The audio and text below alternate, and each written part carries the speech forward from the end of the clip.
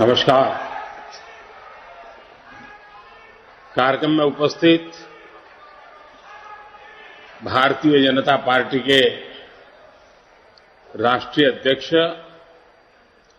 आदरणीय JP Nadda ji, party के अन्य सभी पदाधिकारीगण, देश विदेश में उपस्थित भाजपा के कोटि कोटि कार्यकर्ता, देवी और सज्जनों, आज हम सभी अपनी पार्टी का स्थापना दिवस मना रहे हैं। मां भारती की सेवा में समर्पित प्रत्येक भाजपा कार्यकर्ता को इस शुभ अवसर पर बहुत बहुत बधाई देता हूं। भाजपा की स्थापना से लेकर आज तक जिन महान विभूतियों ने अपने खून पसीने से इस पार्टी को सींचा है, पार्टी को संवारा है, पार्टी को समृद्ध किया है, पार्टी को सशक्त किया है, देश के कोटि कोटि जनों की आवाज को बुलंद किया है, उन सभी को, छोटे से छोटे कार्यकर्ता से लेकर के वरिष्ठ पद पर से पार्टी की और देश की सेवा करने वाले सभी महानुभावों का मैं आज शीश झुका करके प्रणाम करता हूं। साथियों, आज हम देश के कोने कोने में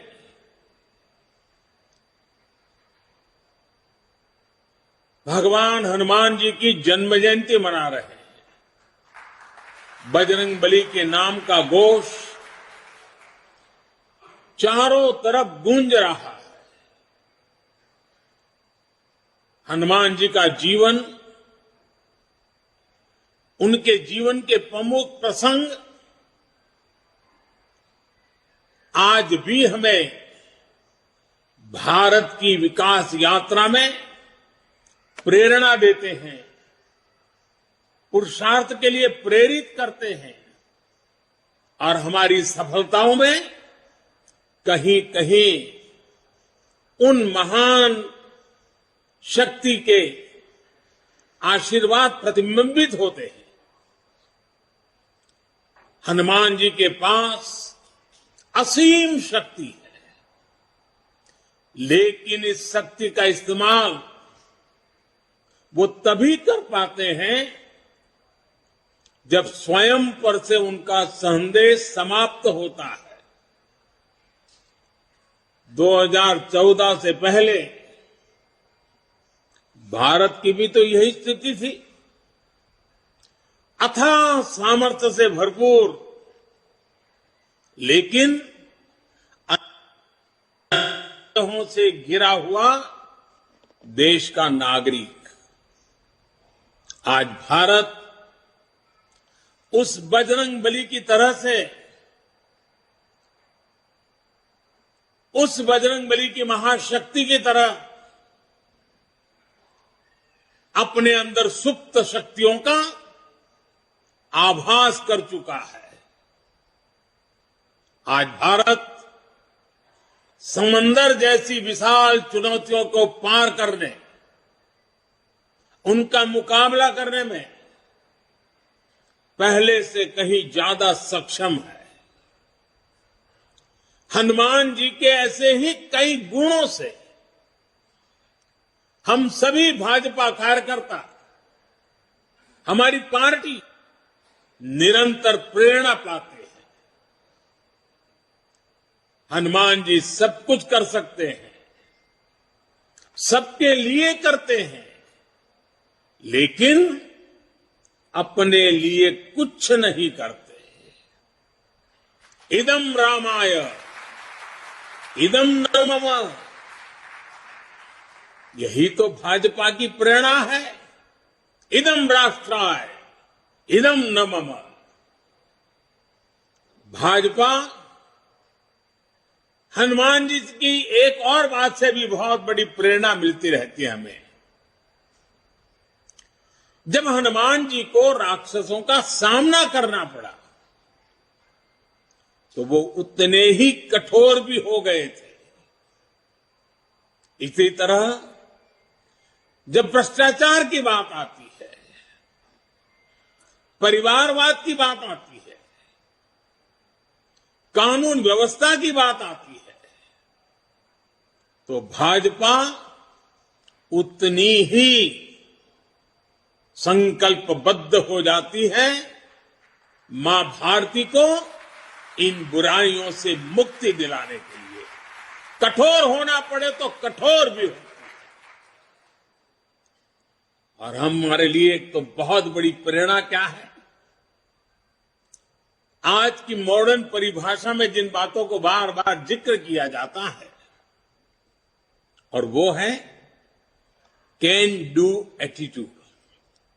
अगर हनुमान जी का पूरा जीवन देखें, डगर डगर पर पल पल हनुमान जी के भीतर की can do attitude, can do संकल्प शक्ति उनको हर प्रकार की सफलता लाने में बहुत बड़ी भूमिका अदा करती है। कहा भी गया है, कवन सो काज कठिन जग माही, कवन सो काज कठिन जग माही, जो नहीं होई तात तुम्ही पाही, तुम्हें पाई। यानी ऐसा कोई भी काम नहीं है जो पवन पुत्र हनुमान कर नहीं सकते। इसलिए जब लक्ष्मण जी पर संकट आया तो हनुमान जी संजीवनी बूटी के लिए पूरा पर्वत ही उठा करके ले आए। भाजपा भी इसी प्रेरणा से परिणाम लाने में, लोगों की समस्याओं का समाधान करने का प्रयास करती रही है, करते रहना है, करते रहेंगे। इसलिए साथियों, आज के पवित्र अवसर पर को स्मरण करना है, राम काज किने बिनु, राम काज किने बिनु, मोहि कहां विश्राम। भाइयों और बहनों, भाजपा वो पार्टी है जिसके लिए राष्ट्र सदैव सर्वोपरि रहा है। एक भारत श्रेष्ठ भारत जिसकी आस्था का मूल मंत्र रहा है। जब जनसंघ का जन्म हुआ था तो हमारे पास न ज्यादा सियासी अनुभव था,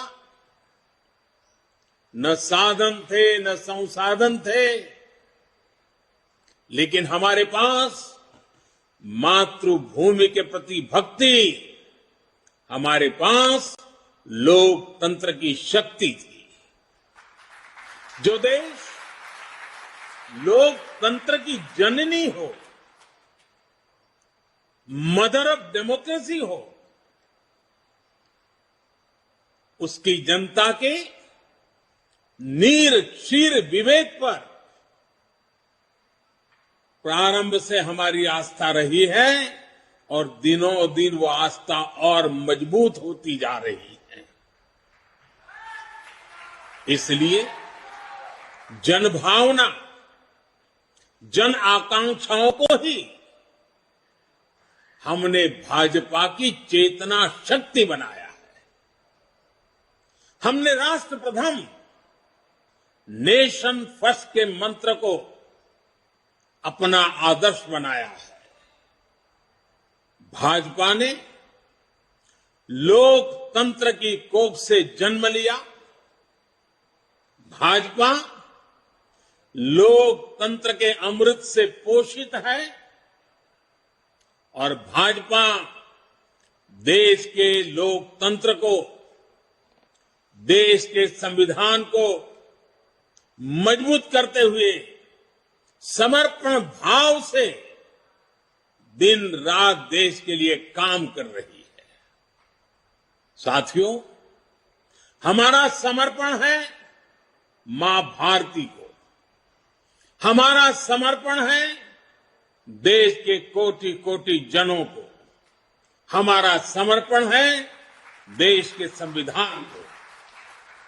साथियों, आज भाजपा विकास का पर्याय है, विश्वास का पर्याय है, नए विचार का पर्याय है और देश की विजय यात्रा का भी एक मुख्य सेवक बनकर के अपनी भूमिका निभाता रहा है।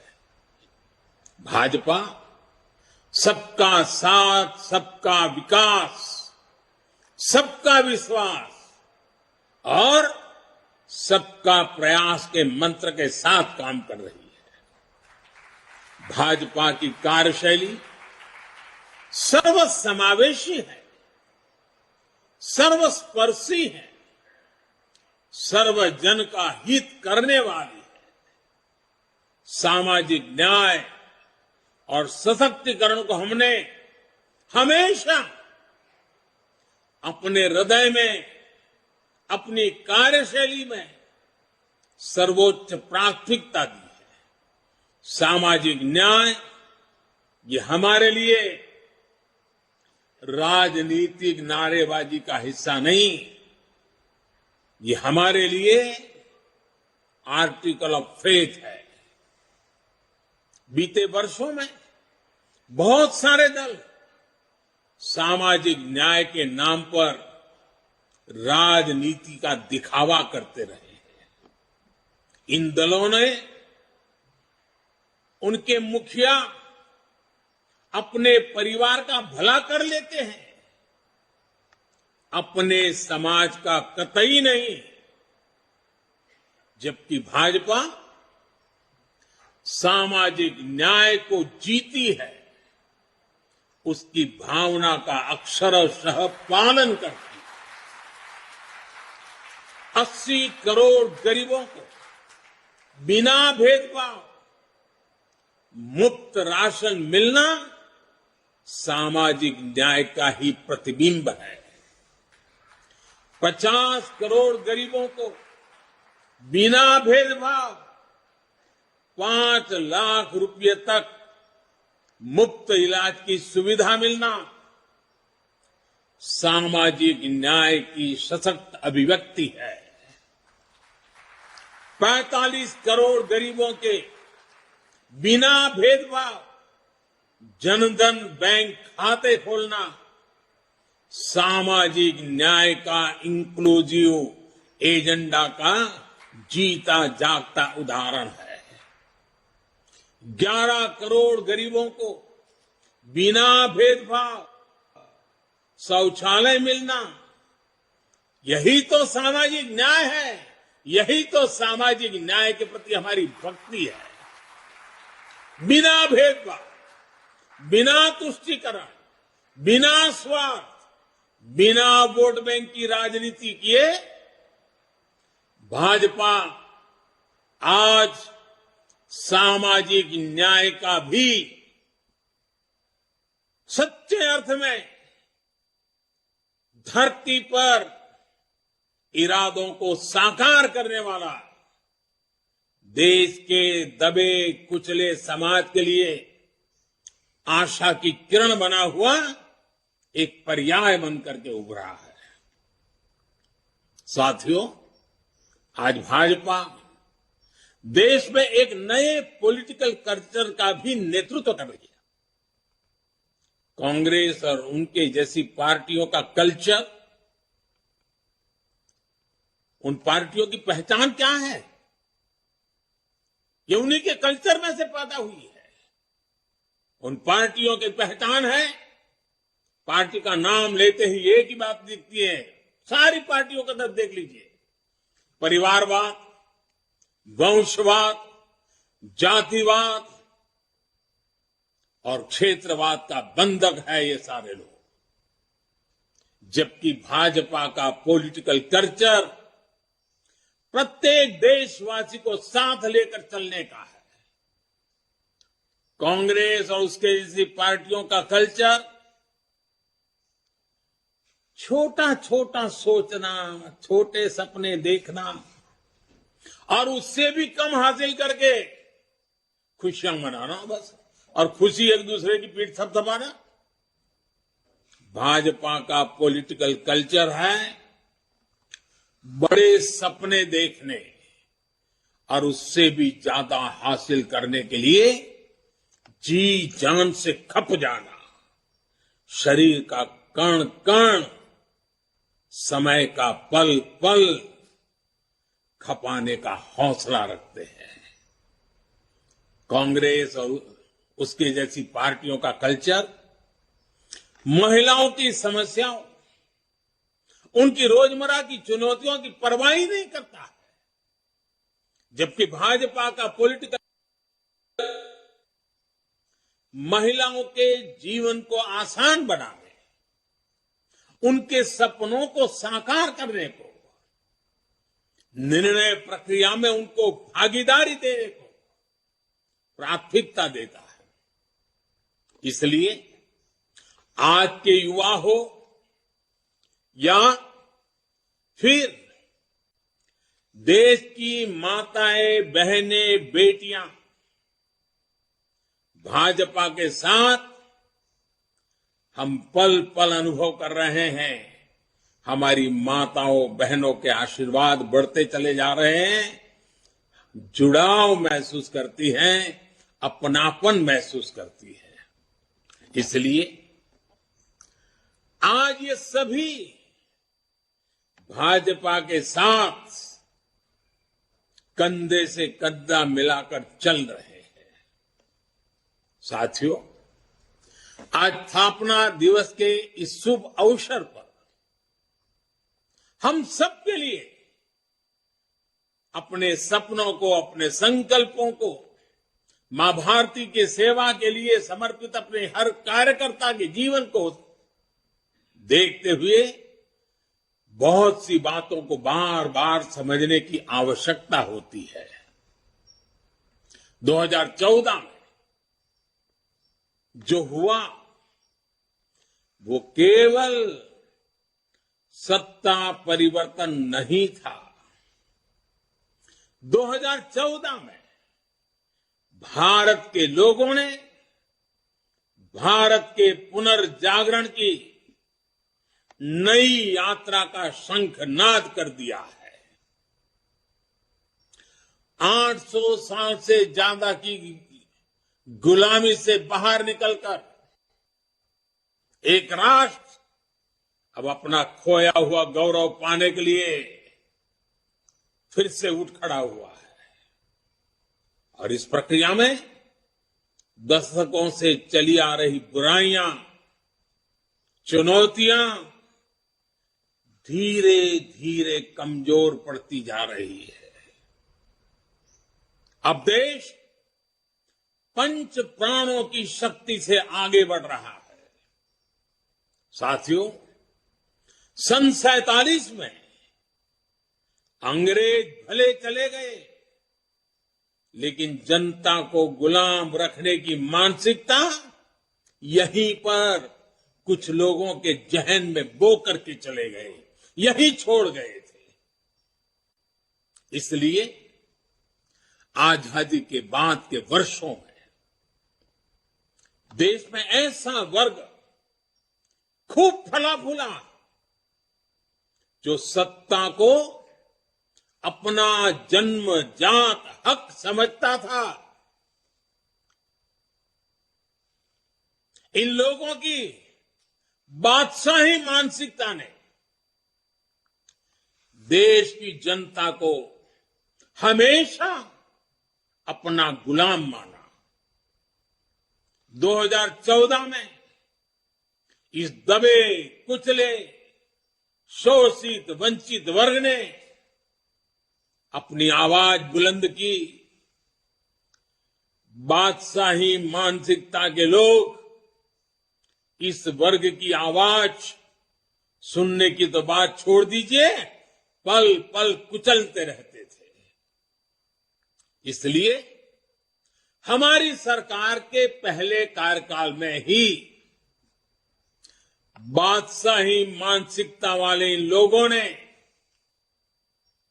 इन शोषितों, वंचितों, दलितों, पिछड़ों कोई मौका नहीं छोड़ा उनकी मजाक उड़ाने में। हर पल उनकी मजाक उड़ाते रहे।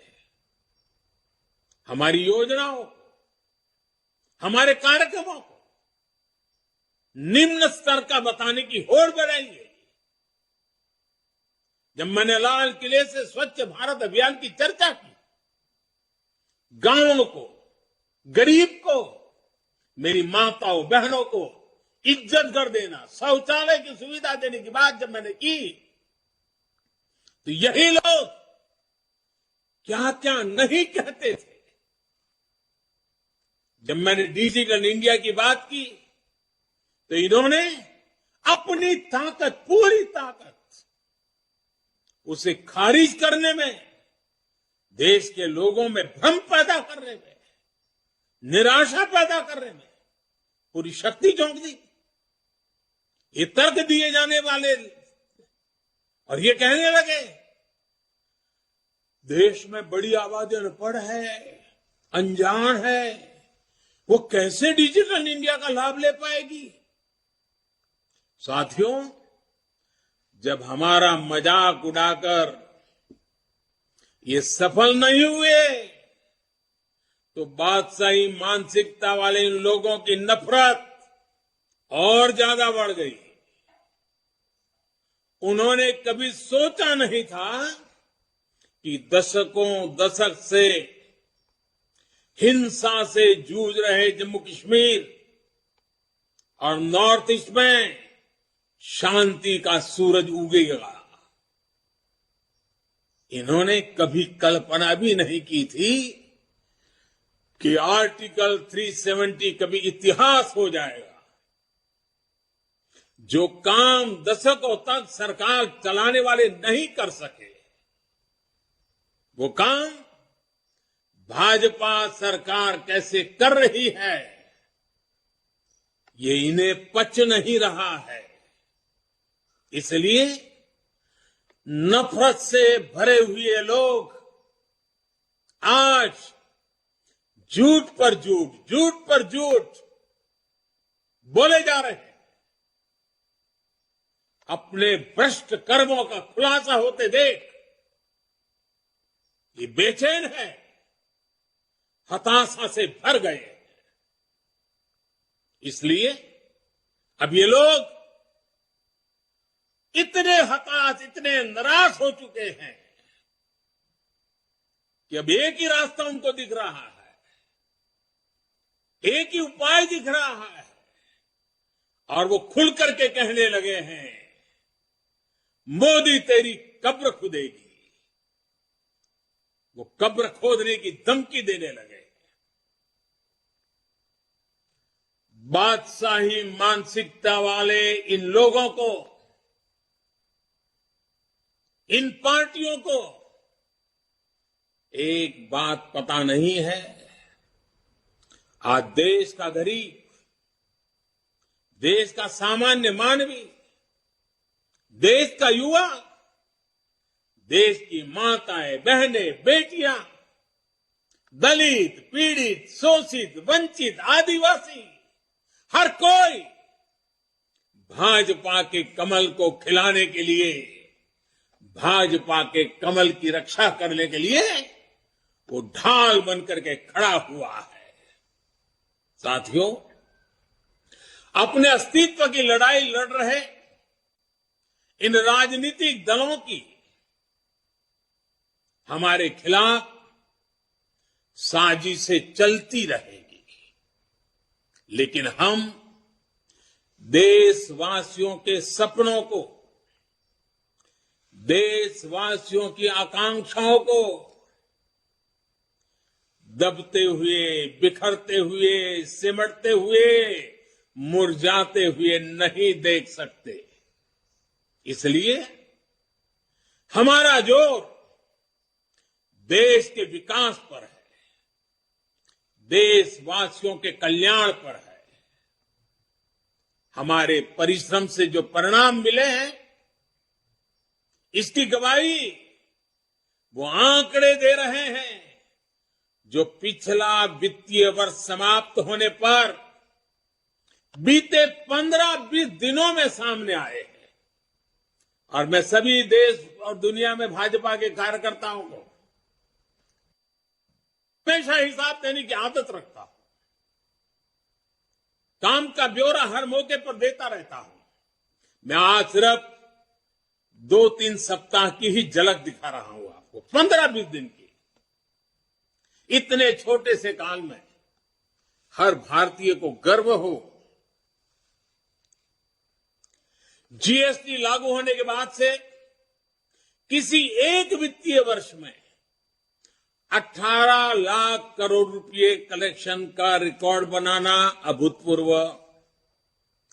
इस दौरान देश के टैक्स पेयर ने भी 16 लाख करोड़ रुपए से अधिक टैक्स देकर नया रिकॉर्ड बनाया।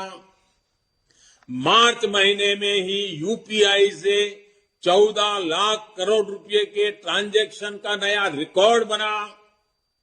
देश के इतिहास में पहली बार हमारा एक्सपोर्ट 750 अरब डॉलर के पार पहुंचा। देश में कोयला उत्पादन में पुराने सारे रिकॉर्ड तोड़ दिए।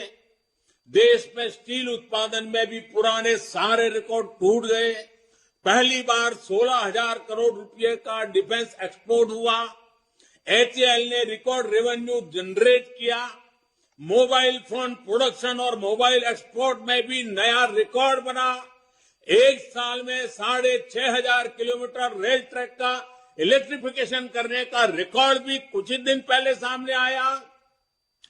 रेलवे ने 1,500 मैट्रिक टन से अधिक फ्रेट लोडिंग का रिकॉर्ड भी इसी दौरान बनाया। देश के बड़े पोर्ट्स ने एक साल में करीब 800 million metric tonne cargo handle करने का नया रिकॉर्ड बनाया। लगातार बन रहे विकास के ये रिकॉर्ड दिखाते हैं कि देश कितनी तेजी से आगे बढ़ रहा है।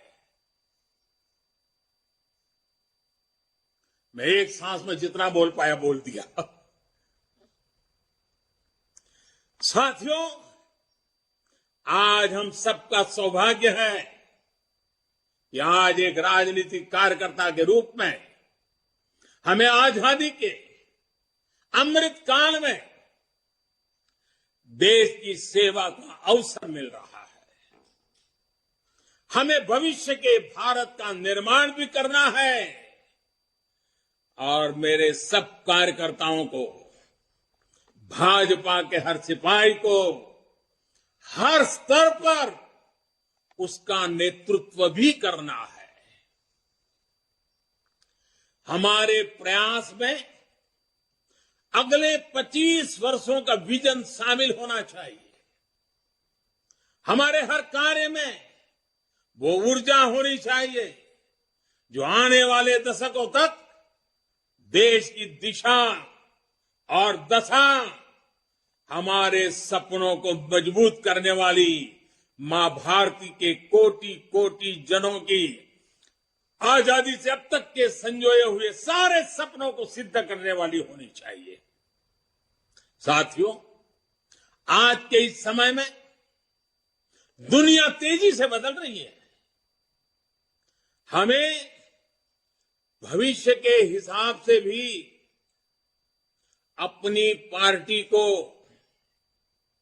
निरंतर विकास करने की, विकसित करने की, सामर्थ्य बढ़ाने की कोशिश कभी भी रुकने नहीं देना है। हम पहले भी करते आए हैं, आगे अब जरा और गति से करना होगा।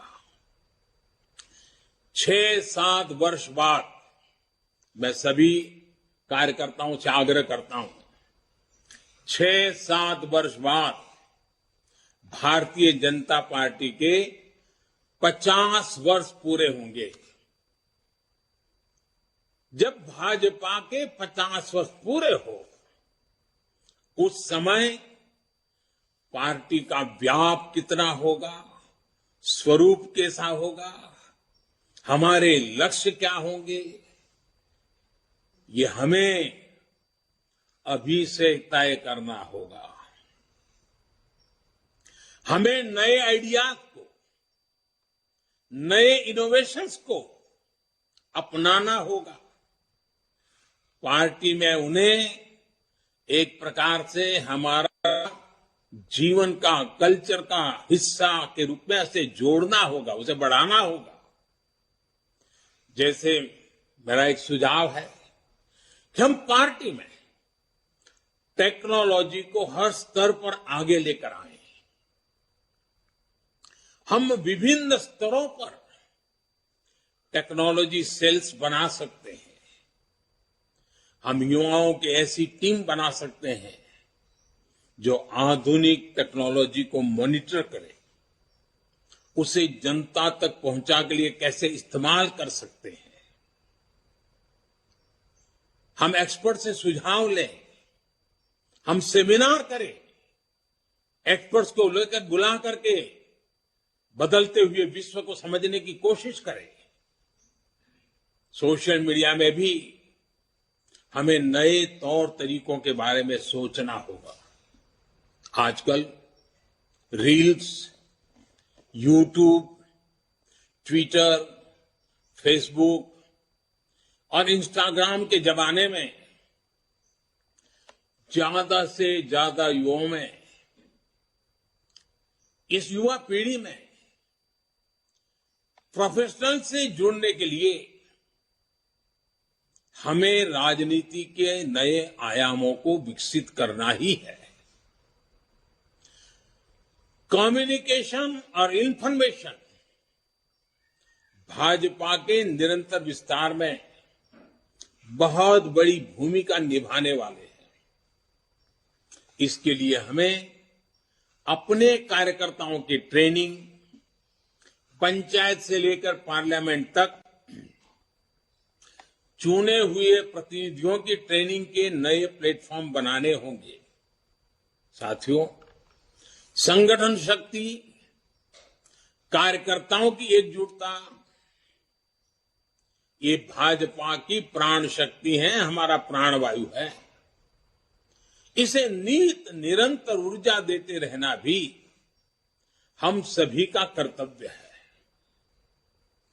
हमें अपने विस्तार के लिए, दूसरों से सीखने के लिए देश के भीतर और बाहर हर तरफ दृष्टि रखनी होगी।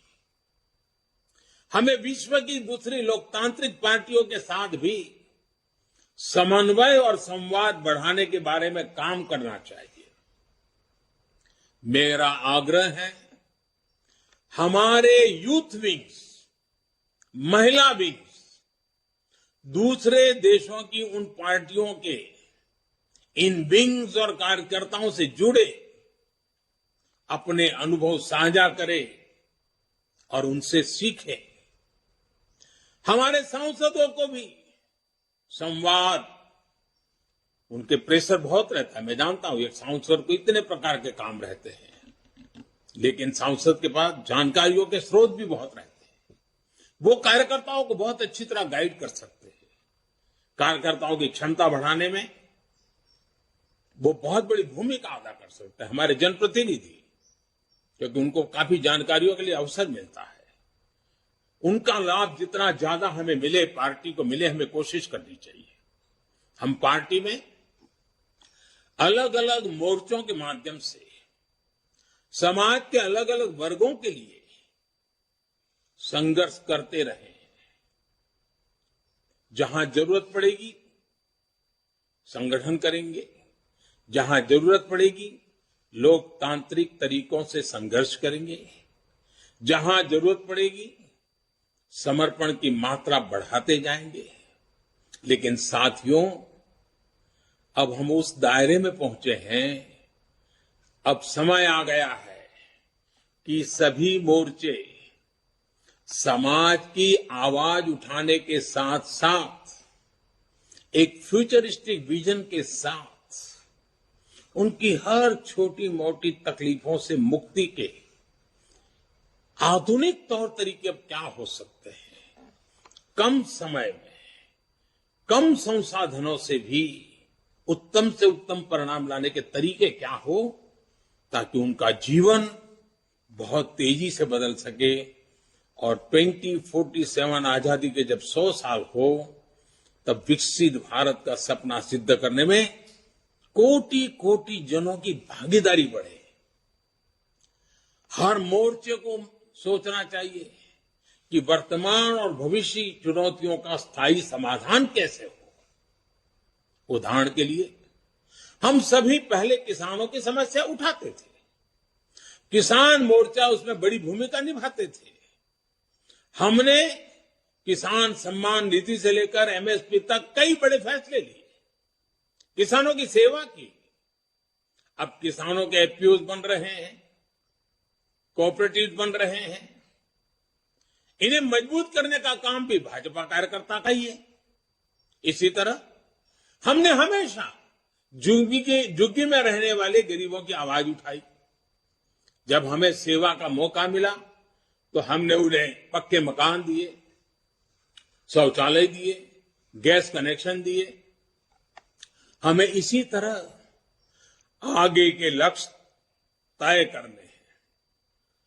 ये समाधान स्थायी होने चाहिए और फ्यूचर रेडी होने चाहिए। इस तरह के प्रयासों के लिए हम पार्टी में नए इंटेलेक्चुअल सेल्स भी बना सकते हैं, नए विचारों पर सेमिनार्स करने और उन पर आगे बढ़ने की एक व्यवस्था तैयार कर सकते हैं। साथियों, जब हमारे सामने 2047 के विकसित भारत जैसा बड़ा लक्ष्य है तो हमारी ये जिम्मेदारी है कि परिश्रम में कोई कमी नहीं छोड़े। हमें सफलताओं को सेलिब्रेट तो करना है, लेकिन अगले ही पल अगली चुनौती के लिए कमर भी कसनी है। और हमें ये सब बीजेपी की मूल विचारधारा के प्रकाश में ही करना है, भारत के संविधान की सीमाओं में ही रहना है। हमें भारत के समाधान उधार की सोच से नहीं, भारत की जड़ों से ही, भारत की परंपराओं से ही, भारत के कोटि कोटि जनों के सदियों के अनुभव से ही उस अमृत से आगे बढ़ना है। इस सोच के साथ हमें भाजपा को 21वीं सदी की भविष्य की पार्टी बनाना है। हमें दुनिया की सबसे बड़ी पार्टी होने के बाद भी अति आत्मविश्वास का शिकार नहीं होना है। लोगों ने अभी से कहना शुरू कर दिया है कि 2024 में भाजपा को कोई नहीं हरा सकता। ये बात सही भी है, लेकिन हमें एक भाजपा कार्यकर्ता के नाते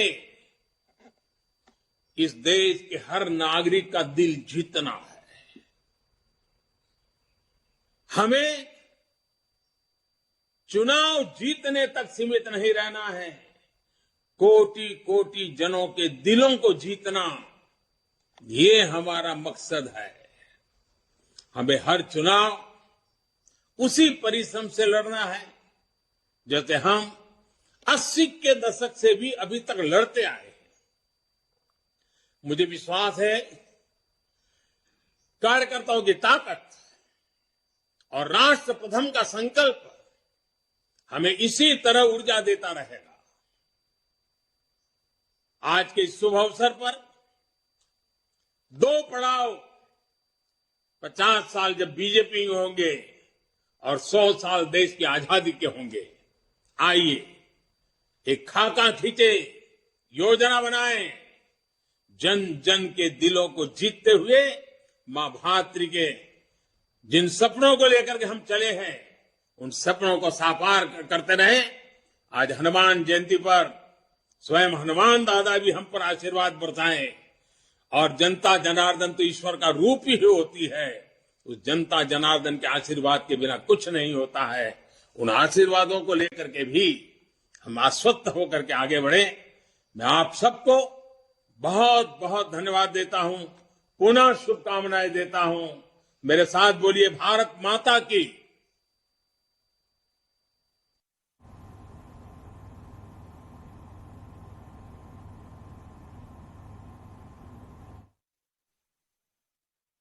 तो प्रधानमंत्री नरेंद्र मोदी को आप सुन रहे थे। प्रधानमंत्री नरेंद्र मोदी ने कहा कि 1980 में जैसे हमने लड़ाई लड़ी है, जैसे हम चुनाव के समय में मेहनत करते थे, ठीक उसी तरह आगे भी मेहनत करनी है। बाकी पार्टी वंशवाद, परिवारवाद से ग्रसित है। बीजेपी के लिए राष्ट्र ही सर्वोपरि है। राष्ट्र सबसे पहले हमने रखा है हमेशा से ही। 43 साल की बीजेपी अब हो गई है। बता दें कि आज स्थापना दिवस है भारतीय जनता पार्टी का और प्रधानमंत्री नरेंद्र मोदी कार्यकर्ताओं को संबोधित कर रहे थे।